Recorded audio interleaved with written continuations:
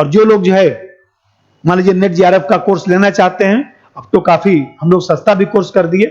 आप देखे होंगे कि 5,000 रुपये में ऐप का कोर्स है, उसमें 20,000 क्वेश्चन भी है, पूरा आपका 32 बुकलेट भी है, सब उसी पीडीएफ फॉर्म में है। फिर 317 जो वीडियो बना है और जो 11 नंबर यूनिट का वीडियो है वो भी उसी के साथ तहत जाता है, जिसमें आप लोग जैसे नेट जेआरएफ देते हैं, असिस्टेंट प्रोफेसर देते हैं, चाहे फर्स्ट ग्रेड की परीक्षा देते हैं, चाहे जीआईसी का परीक्षा देते हैं, तो जो अलग अलग सिलेबस है उसको हम लोग जो है 11 नंबर यूनिट पे बना डाले हैं और धीरे धीरे उसमें वीडियो और भी बनता ही रहता है। जैसे हाफ्स है, तो हाफ्स में हम लोग को क्या पढ़ना है? हाफ्स में सबसे पहले हम लोग को सामान्य पहलू जानना है। सामान्य पहलू का मतलब यहाँ पर यह है कि हाफ्स का जन्म कहाँ पर हुआ, कौन कौन सी उसने किताब लिखा, उस पर क्या क्या प्रभाव पड़ा। फिर हाफ्स का जो सिद्धांत है उस सिद्धांत के बारे में जानना है। अब यहाँ जो सिद्धांत है, तो जैसे मान लीजिए अब जब समझा देंगे हम, तो उसके बाद जैसे संप्रभुता पर उसने जो विचार दिया, फिर हाफ्स ने जो है सामाजिक समझौता सिद्धांत दिया कि सामाजिक समझौता उसका सिद्धांत क्या है, सामाजिक समझौता सिद्धांत क्या है। फिर इसने प्राकृतिक कानून के बारे में कहा, प्राकृतिक कानून के बारे में कहा। फिर जो है आप जानते हैं कि हाफ्स को हम लोग व्यक्तिवादी विचारक कहते हैं, तो व्यक्तिवादी जो विचारक है उस संदर्भ में क्या चीज है और हाफ्स की क्या प्रासंगिकता है। भाई हाफ्स की क्या प्रासंगिकता है वर्तमान में, वहां से भी प्रश्न आता है, स्टेटमेंट आता है।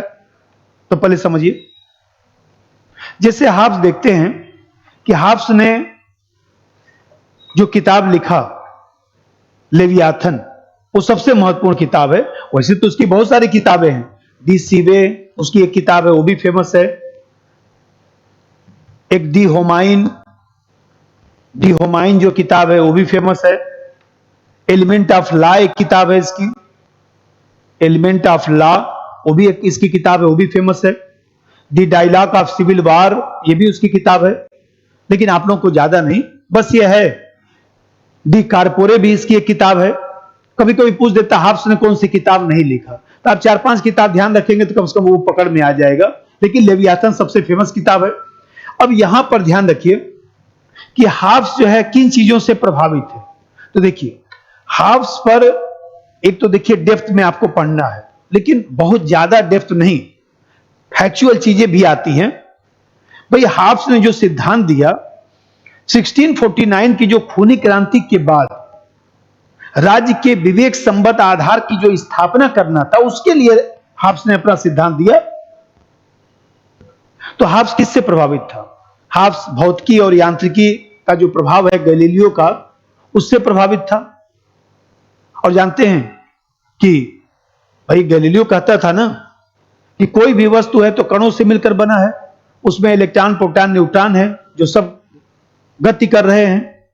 तो हाफ्स ने भी ये मान लिया कि व्यक्ति के व्यवहार में गतिशीलता है और मानव जो है स्वार्थी है। उसी के आधार पर कहता है कि मानव के स्वभाव को सुखवादी मान लेता है और कहता है कि प्रत्येक व्यक्ति सुख चाहता है, दुख से दूर रहना चाहता है। अब मनुष्य जो है स्वार्थी बन जाता है। तो आप देखते हैं कि हाफ्स ये बताना चाह रहा है कि ये जो प्राकृतिक अवस्था है, ये जो प्राकृतिक अवस्था है, प्राकृतिक अवस्था का मतलब है राज्य बनने से पहले, राज्य बनने से पहले की अवस्था।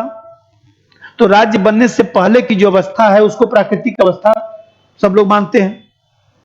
अब ये जो प्राकृतिक अवस्था है वो एकाकी है, दीनहीन है, घृणित है, पाशविक है, क्षणभंगुर है, माइट इज राइट की अवस्था है। और हर मनुष्य जो है यहां पर स्व केंद्रित है। प्राकृतिक अवस्था में सब लोग स्व केंद्रित है, सबकी मानसिक और शारीरिक क्षमता मिलकर समान है। हर व्यक्ति एक दूसरे को मारने की क्षमता रखता है, सब लोग गतिशील हैं। तो संघर्ष तो अवश्यंभावी होगा। और संघर्ष हाफ्स ने लिखा कि भाई संघर्ष क्यों होता है? भाई प्रतिस्पर्धा है, लाभ के लिए प्रतिस्पर्धा है, स्वार्थ के लिए प्रतिस्पर्धा है, कहीं ना कहीं जो है सुरक्षा की समस्या है, तो अविश्वास है। सब लोग जो है प्रसिद्धि के लिए वैभव चाहते हैं। तो हाफ्स ने बताया कि ये जो प्राकृतिक अवस्था है, राज्य बनने से पहले की अवस्था है, वो वास्तव में नकारात्मक है। अब नकारात्मक है, आप जानते हैं कि हाब्स भौतिकी और यांत्रिकी से प्रभावित हुआ। हाब्स जो है, जो बेकन है, बेकन ने जो ज्यामिति और मनोविज्ञान, आप जानते हैं कि बेकन का जो मनोविज्ञान है, उस मनोविज्ञान से भी हाब्स प्रभावित होता है, ज्यामिति से भी प्रभावित है, ज्योमेट्री से भी प्रभावित है। और जो मैं बताया कि इंग्लैंड का जो गृह युद्ध हुआ था 1642 से लेकर 1649 तक, इस गृह युद्ध का प्रभाव उस पर पड़ा। अरे भाई, गृह युद्ध के प्रभाव के कारण ही तो उसने अपनी किताब में लिखा कि मैं और मेरा भय दोनों जुड़वा भाई। मैं का मतलब जब मैं विचार दे रहा हूं तो जो भय का वातावरण है उसमें मैं विचार दे रहा हूं। तो कहता है कि मैं और मेरा भय दोनों जुड़वा भाई हैं। और जानते हैं कि पुनर्जागरण काल के बाद की परिस्थिति है, व्यापार और आर्थिक प्रगति के लिए जो है संघर्ष की स्थिति जो है उस समय चल रही है। तो ये सब चीजों का प्रभाव जो है हाब्स के दर्शन पर दिखाई देता है। और मैं बताया कि जब हाब्स के दर्शन में ये सब प्रभाव दिखाई देगा तो देखिए, हाब्स जो है दैवी सिद्धांत की आलोचना करेगा और उदारवादी सिद्धांत के तहत ही सामाजिक समझौता सिद्धांत देता है और कहता है कि राज्य क्या है, कृत्रिम संस्था है, वो भी मानेगा, राज्य को साधन मानेगा। और इस तरह से देखा जाए तो उसने जो अपना सिद्धांत दिया, उस सिद्धांत में उसने ये समझाने का प्रयास किया कि वास्तव में राज्य इसलिए बनाया गया क्योंकि कहीं ना कहीं सब लोगों ने मिलकर राज्य को इसलिए बनाया क्योंकि हर व्यक्ति जो है असुरक्षा महसूस कर रहा है।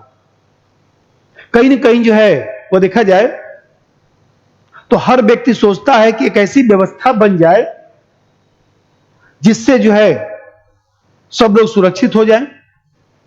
तो इसी के लिए हाब्स ने एक कल्पना किया, लेवियाथन। लेवियाथन का मतलब यहां पर है कि एक जीव है, जंतु है, सर्वशक्तिमान है। तो उसने एक कल्पना किया और कहा कि भाई ऐसा है कि मैं अपना अधिकार जो है इस संस्था को देता हूं, आप भी अपना दे दीजिए। जब सब लोग यही बात कहेंगे तो ये जो लेवियाथन है उसके पास शक्ति आ गई। जब लेवियाथन के पास शक्ति आ गई और इसी के तहत सब लोग कार्य करेंगे, तो उसने कहा यही लेवियाथन ही जो है राज्य है, यही लेवियाथन ही समाज है, यही लेवियाथन ही कानून बनाएगा, इसी लेवियाथन के नीचे सब व्यवस्था चलेगा। क्योंकि व्यवस्था लाने के लिए, भय को दूर करने के लिए महाशक्तिशाली व्यवस्था बनाना आवश्यक। आप जानते हैं कि सब लोगों ने समझौता क्यों किया? अपनी सुरक्षा के लिए। और मैं बताया कि हाब्स ने लिखा कि मैं इस व्यक्ति या व्यक्ति के समूह को, संस्था को इस शर्त पे अधिकार देता हूं कि आप भी अपना अधिकार दीजिए। तो ये जो लेवियाथन बन रहा है वो लेवियाथन सर्वशक्तिमान बन गया। अब देख रहे हैं एक चीज कि व्यक्तियों की रक्षा के लिए समझौता किया गया। अब ये बताइए, यदि ये रक्षा नहीं करेगा तो इसका हम विरोध कर सकते हैं। तभी तो कहता है कि आत्म सुरक्षा का अधिकार वो देता है। यदि सुरक्षा नहीं कर सकता है तो विरोध इसका किया जा सकता है। और हाब्स ने केवल एक ही समझौता किया, इसी से समाज बना, इसी से राज्य बना। अब फिर बताइए, यहां पर जो संप्रभु, जो लेवियाथन है, वो कल्पना में है ना कि मैं अपना अधिकार देता हूं, आप भी अपना अधिकार दीजिए, सब लोग अधिकार दीजिए।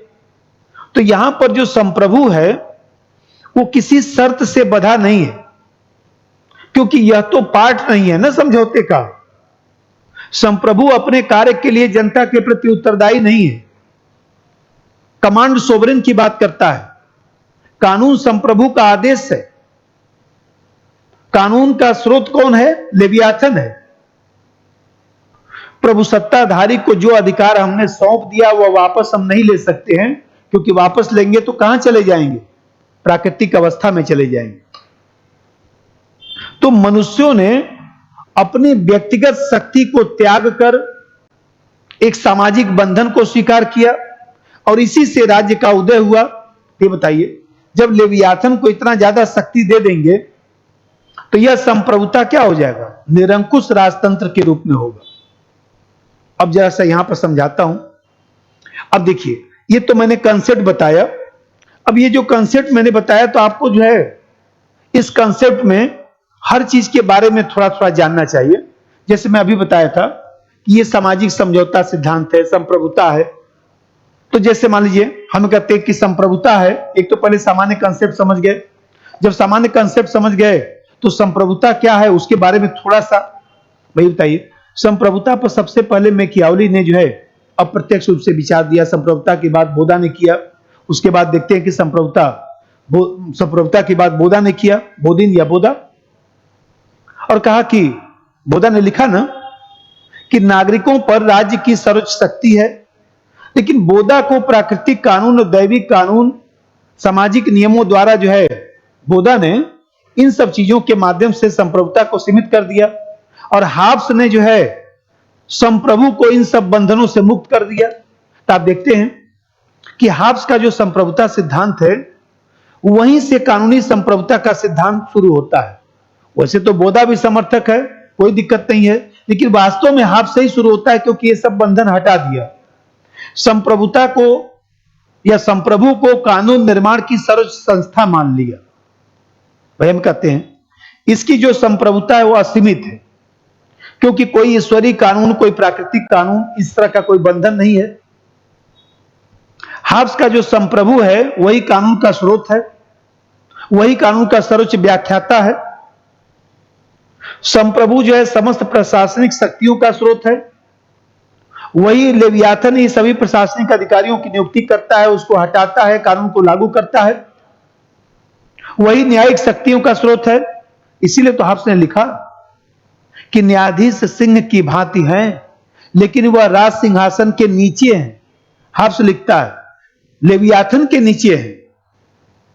और ये जो संप्रभुता है वो अविभाज्य है। क्यों? किसी अन्य व्यक्ति या समुदाय को हस्तांतरित नहीं किया जा सकता है। अन्य व्यक्ति या संस्था संप्रभु होने का दावा नहीं कर सकता है। और संप्रभु जो है सर्वव्यापी है, क्योंकि कहीं न कहीं जो भी व्यक्ति, संस्था, संगठन, सब लोग रहते हैं, सब पर संप्रभु का आदेश लागू होता है। संप्रभु ही सभी व्यक्ति के अधिकारों का स्रोत है। और वो भी तो बोला था सेल्फ प्रिजर्वेशन, मतलब आत्मरक्षा का जो अधिकार है,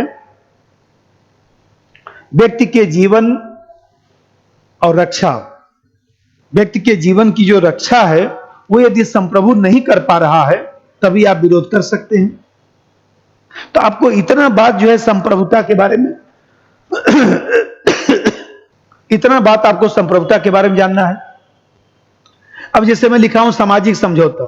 अब देखिए सामाजिक समझौता के बारे में भी आपको जानना है कि भाई सामाजिक समझौता जो उसने दिया वो क्या चीज है, या उसके बारे में कौन कौन सी बात आपको ध्यान होना चाहिए।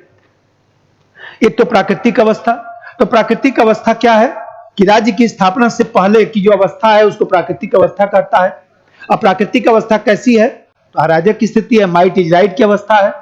यहां पर जो है मत्स्य न्याय का सिद्धांत है, बड़ी मछली छोटी मछली को खा डालती है। व्यक्ति का जीवन यहां पर पशुवत है। यहां पर जो है देखा जाए तो कोई सभ्यता, संस्कृति, उद्योग धंधों का विकास नहीं हो सकता है प्राकृतिक अवस्था में। अब जैसा समझिए, मानव का स्वभाव झगड़ालू है, आत्मकेंद्रित है, पाशविक है। तो कहता है कि कहीं न कहीं प्रत्येक व्यक्ति जो है यहां पर प्राकृतिक कानून का पालन करता है। प्राकृतिक अवस्था में प्राकृतिक कानून है। अब प्राकृतिक कानून कोई कानून नहीं है। प्राकृतिक कानून एक प्रकार से कह सकते हैं कि बुद्ध की सलाह है। बुद्ध की सलाह का मतलब यहां पर यह है कि जो प्राकृतिक कानून है वो वास्तव में जो है कोई कानून नहीं है, एक तर्कसंगत विचार है।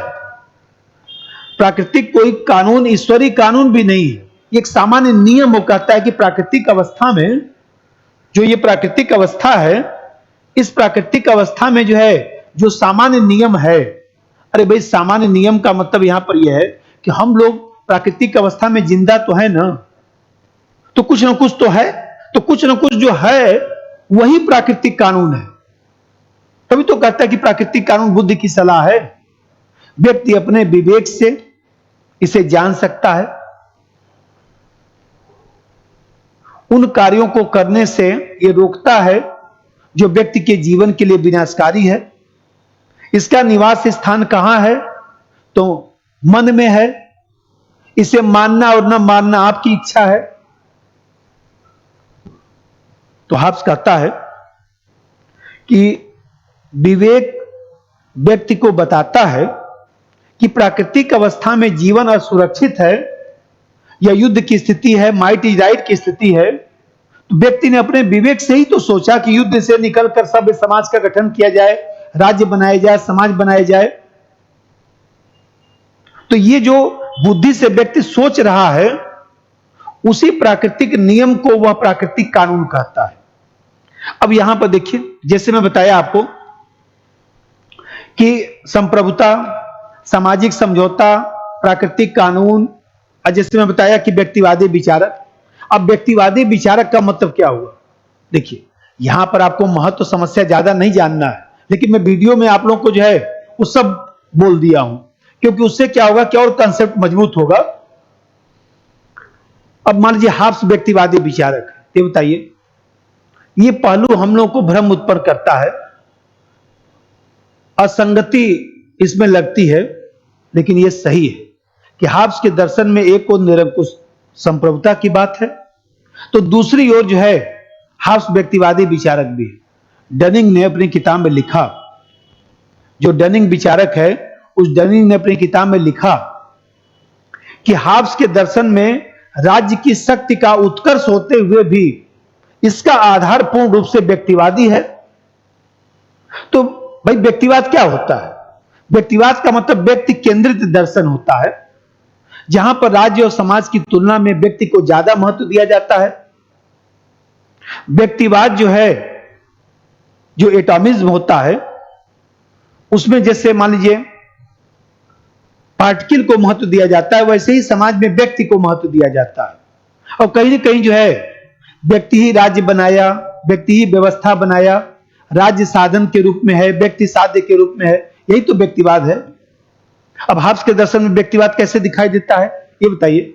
जब हाब्स ये कहता है, जब वो चित्रण करता है कि मानव का स्वभाव अप्राकृतिक अवस्था जो है, उसका जब चित्रण करता है और कहता है कि मानव स्वार्थी है, असामाजिक है, आत्मकेंद्रित है, ये व्यक्तिवाद का मनोवैज्ञानिक तत्व ही तो है कि व्यक्ति स्वार्थी बन जाता है।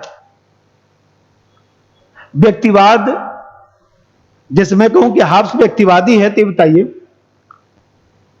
व्यक्तिवादी विचारक जो है किसी प्राकृतिक और दैवी सत्ता को नहीं मानते, तो हाब्स भी तो नहीं मानता है। कहीं न कहीं राज्य को मानव निर्मित संस्था मानता है। ये बताइए, व्यक्तिवादियों की तरह हाब्स भी जो है राज्य को, अभी मैं बोला हूं कि साधन मानता है, जिसकी उत्पत्ति जीवन की रक्षा के लिए हुई। तो हाब्स के दर्शन का जो केंद्र बिंदु है वो व्यक्ति ही तो है। आइए बताइए, जो एक सबसे बड़ा तर्क है कि हाब्स ने राज्य द्वारा व्यक्ति की जो जीवन है, उस व्यक्ति के जीवन को जो है सुरक्षित रखने के लिए राज्य बनाया। और कहता है कि सेल्फ प्रिजर्वेशन, यदि व्यक्ति की सुरक्षा नहीं हो पाती है तो हम लेवियाथन का विरोध कर सकते हैं और किसी कीमत पर विरोध नहीं कर सकते हैं। आइए बताइए, व्यक्तिवादी यही तो कहते हैं कि राज्य साधन है और राज्य कम से कम काम करेगा, लेसेस फेयर, न्यूनतम हस्तक्षेप करेगा। हाब्स ने भी तो अपनी किताब में लिखा कि शिक्षा और स्वास्थ्य, रोजगार, कल्याणकारी कार्यों को राज्य नहीं करेगा, राज्य केवल सुरक्षा का कार्य करेगा, सीमित कार्य करेगा। तो यह भी तो व्यक्तिवाद की तरफ ले जाता है। तो देखिए, जब कोई प्रश्न आता है, जब कथन कारण का प्रश्न आता है, तो उसके लिए आपको जो है थोड़ा सा कंसेप्ट हर चीज का क्लियर होना चाहिए, क्योंकि जब कथन कारण का प्रश्न आप जोड़ेंगे तो जब तक आप नहीं जानेंगे तब तक वो जुड़ेगा नहीं, तब तक वो आपके लिए दिक्कत पैदा करेगा। तो मैं बताया कि मैं हाब्स के बारे में थोड़ा चर्चा किया। अब अगला इसका एक जो पार्ट है, क्योंकि लाक और रूसो भी हमको बोलना है, तो अगले पार्ट में जो है मैं लाक और रूसो के बारे में बोलूंगा और फिर उसका तुलनात्मक अध्ययन भी कराऊंगा। अब देखिए, इसमें जो है कभी कभी क्या होता है, कुछ स्टेटमेंट भी आते हैं जैसे मान लीजिए सेबाइन का स्टेटमेंट है, तो कुछ सेबाइन का स्टेटमेंट जो कहा, सेबाइन ने कहा कि अंग्रेजी भाषा भाषियों ने जितने भी राजनीतिक दार्शनिकों को जन्म दिया है उसमें हाब्स कदाचित महान है। अब सेबाइन का स्टेटमेंट है। सेबाइन ने अपनी किताब में लिखा पॉलिटिकल थ्योरी में कि संप्रभु की निरंकुश सत्ता का सिद्धांत जिसके साथ सामान्यतः हाब्स का नाम जुड़ा हुआ है वास्तव में उसका व्यक्तिवाद का पूरक है। सेबाइन का एक स्टेटमेंट है कि हाब्स एक साथ पूर्ण उपयोगितावादी और व्यक्तिवादी है। तो ऐसे स्टेटमेंट भी याद रखना है। कभी कभी स्टेटमेंट भी आता है, जैसे मान लीजिए एक वाहन का स्टेटमेंट है, तो वाहन ने लिखा कि हाब्स प्रथम लेखक था जिसने संप्रभुता के विचार के महत्व को समझा, उसके स्वरूप, मर्यादा और कार्यों का जो है विवेचना किया। जैसे एक विचारक है ब्राउन, तो ब्राउन जो है उसने भी लिखा कि अनुशासन का पहला दार्शनिक हाब्स था। सीएल वेपर साहब जिनकी किताब आती है, आप लोग पढ़ते होंगे, तो सीएल वेपर साहब ने भी अपनी किताब में लिखा है कि हाब्स में ऐसी खान है जिसको खोदना श्रेयस्कर है, क्योंकि उसमें से एक मूल्यवान धातु निकलती है। अरे भाई, हाब्स नहीं रहता तो लाख कहां से आता? लाख नहीं रहता तो रूसो कहां से आता? अब देखिए, इसी हाब्स की व्याख्या करने के लिए एक जो विचारक है, आप लोग पढ़ते होंगे, कालिंगवुड। तो कालिंगवुड ने न्यू लेवियाथन एक किताब लिख दिया है। न्यू लेवियाथन एक किताब लिख दिया। न्यू लेवियाथन जो किताब लिखा उसमें लेवियाथन की नई व्याख्या प्रस्तुत की। तो ऐसे जो स्टेटमेंट है, मैं आप लोग के नोट्स में सब स्टेटमेंट लिख भी दिया हूं। जैसे काउले, तो काउले क्या कहता था? काउले कहता था मार्बरी का शैतान, काउले ने कहा। या मान लीजिए सब कहिए, कुछ आलोचक होते हैं, वो भी हम लोग को याद करना चाहिए। जैसे एक आलोचक है क्लेरेंडन, तो क्लेरेंडन जो है, क्लेरेंडन ने लिखा कि मैंने ऐसी कोई पुस्तक नहीं पढ़ी जिसमें इतना राजद्रोह, विश्वासघात और धर्मद्रोह भरा हो। क्लेरेंडन नहीं तो हाब्स की पुस्तक को जलाया, लेवियाथन को जलाया। तो ऐसे कभी कभी स्टेटमेंट जो आते हैं, थोड़ा सा उसको भी ध्यान रखना है। लॉर्ड ब्राइस भी अपनी किताब में लिखता है कि हाब्स का संप्रभु असीमित शक्तियों से विभूषित एक निश्चित व्यक्ति है। तो देखिए, कुछ जो है प्रासंगिकता में भी स्टेटमेंट लिखे जाते हैं, कुछ आलोचना में भी स्टेटमेंट लिखे जाते हैं। तो स्टेटमेंट भी ध्यान रखना है, किताब का नाम ध्यान रखना है, और उसकी थ्योरी को हम लोग को समझ के भी रखना है।